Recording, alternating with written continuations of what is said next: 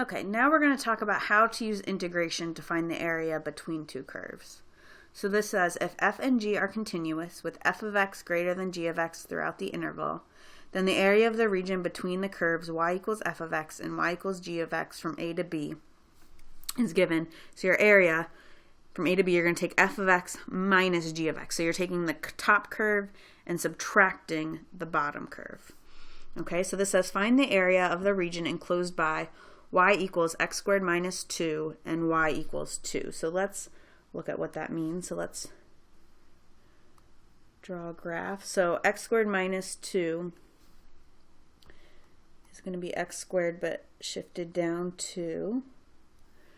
Okay, and then y equals 2 is this line right here. So what we're looking for is this area. Now, the first thing we'll have to do is find our limits, our a and our b, and that'll be where the two, that'll be our a going from right to left, where the two intersect. And then we see that y equals 2 is larger, so we're going to take 2 minus x squared minus 2. So this is going to be our f of x in this case, the one that's above, and this will be our g of x. So the first thing we want to do is find these 2 points of intersection. And to do that, we are going to set our x squared minus 2 equal to 2. Okay, so if we do that, we can add 2 to both sides. Now we can take the square root of both sides, and we'll see x equals plus or minus 2. So this is happening at negative 2, and this is happening at 2. So our integral is going to go from negative 2 to 2.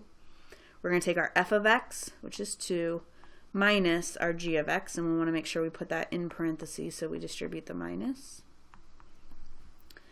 Okay, so if we distribute that minus, we'll have the integral from negative 2 to 2 of 2 minus x squared plus 2 dx.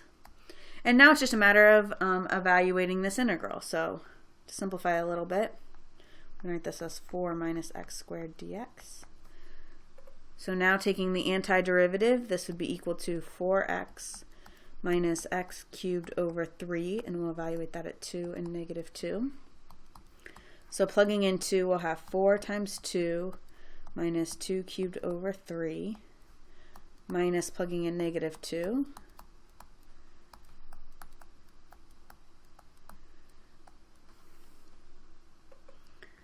So we'll have 8 minus 8 thirds minus a negative 8, so that'll be plus 8.